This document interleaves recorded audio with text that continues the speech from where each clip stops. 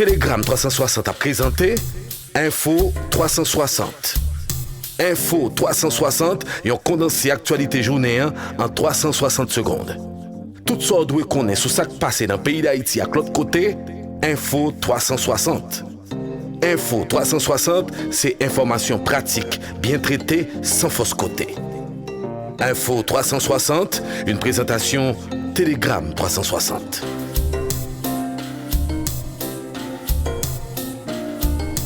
Quatrième sortie d'Info 360 pour cette semaine. Bonsoir et bienvenue. Après plusieurs semaines de paralysie, les principaux ports de la capitale ont repris du service. Au niveau de l'autorité portuaire nationale APN, située à La Saline, à Vareux comme à la Fito dans la commune de Cabaret, les activités ont redémarré.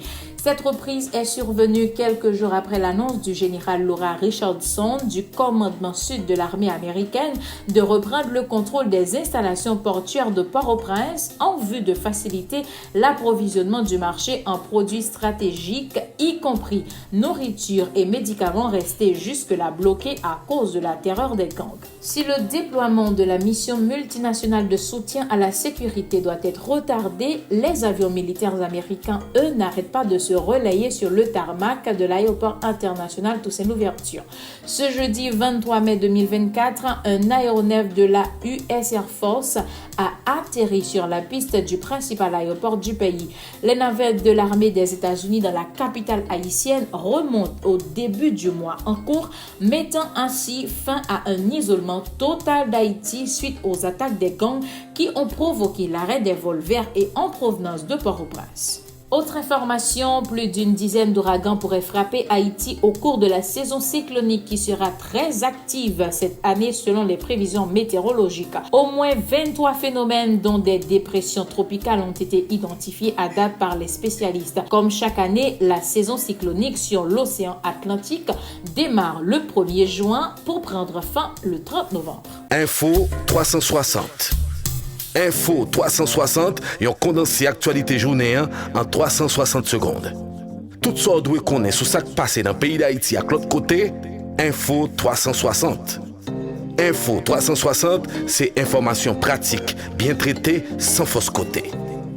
Info 360, une présentation Telegram 360.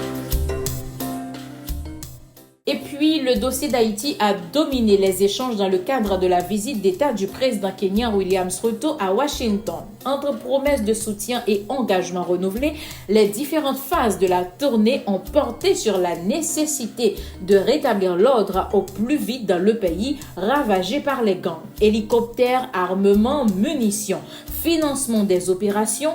Tout a été abordé ce jeudi au moment du tête-à-tête entre les présidents Joe Biden et William Ruto. La Maison-Blanche entend mettre les forces kenyanes dans les meilleures conditions possibles pour contribuer à la réussite de la mission multinationale de soutien à la sécurité. Info 360. Info 360 et on condensé actualité journée en 360 secondes. Tout ça doit connaître sur ce qui passe dans le pays d'Haïti à l'autre côté. Info 360. Info 360, c'est information pratique, bien traitée, sans fausse côté. Info 360, une présentation Telegram 360.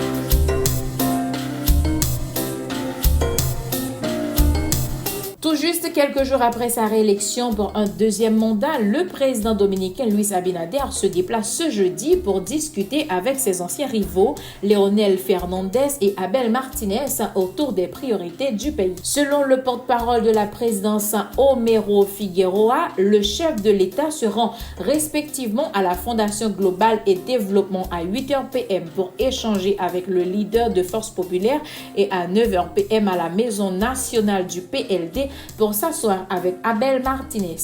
Hormis quelques nuances lors des débats électoraux, les trois hommes n'ont pas eu de divergence significative quant à la politique à mener vis-à-vis d'Haïti. Et pour finir en sport, le Brésilien Lucas Paqueta est accusé par la Fédération anglaise de football d'avoir volontairement reçu des cartons jaunes afin de permettre à une ou plusieurs personnes de tirer profit des paris sportifs. Une accusation rejetée par le joueur qui se déclare extrêmement surpris. Présent dans la liste des 23 majeur convoqué par le sélectionneur Dorival Junior dans le cadre de la 47e édition de la Copa América, le milieu de terrain a jusqu'au 3 juin pour répondre formellement des faits qui lui sont reprochés. Et c'est la fin de cette page d'actualité avec Telegram 360. Merci de votre attention. Au revoir et à demain. Info 360, une présentation Telegram 360.